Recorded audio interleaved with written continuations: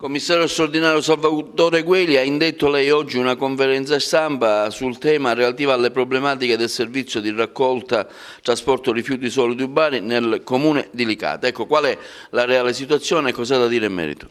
Allora, io intanto vi ringrazio il vostro intervento e dell'appello che ho fatto. Ho voluto questa conferenza stampa per chiarire una volta per tutte la situazione che emerge per il comune di Licata. Io oggi ho le carte qua e ve le fornirò.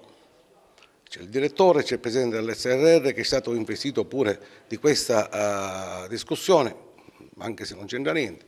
C'è l'amministratore delegato dell'APEA, della società che abbiamo costituito, per cui oggi chiariremo tutto quanto c'è da chiarire.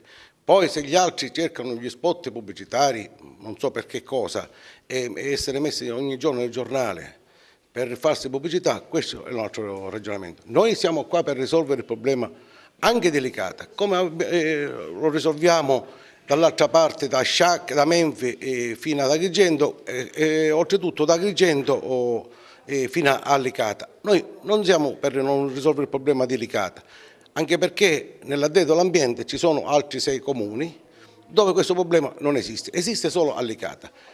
Bisogna ricercare il motivo qual è.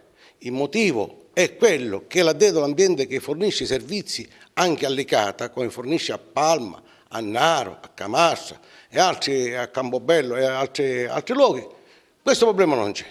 Qual è il problema di Licata? Il problema di Licata è il pagamento dei servizi e anche degli arretrati, perché dimostrerò con le carte che il comune di Licata, anche in precedenza, non ci ha pagato i servizi che ha voluto, con delibere di giunta e quant'altro.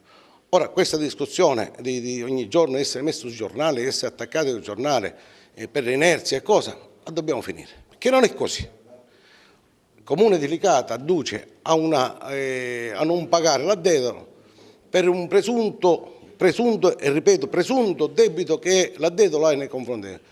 Ma glielo dica qual è questo debito, ce lo faccia dire, ce lo metta per iscritto, ce lo faccia dire dagli altri organi qual è questo debito, un debito che non c'è, chiaro? Perché per arrivare alla conclusione di questa contabilità ho bisogno dei dati di tutti gli altri comuni per arrivare a questo. Questa cosa non si è fatta, per cui secondo me è una scusa per non pagare.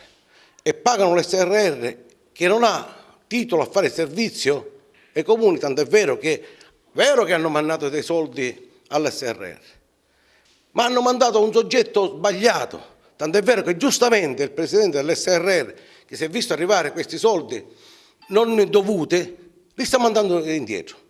Loro forse volevano questo, perché mandando i soldi indietro l'SRR al comune di Licata, se li tengono non pagano. Ora il problema è questo, bisogna pagare i servizi, la gente paga le tasse e ha ragione. Dove vanno a finire questi soldi delle tasse?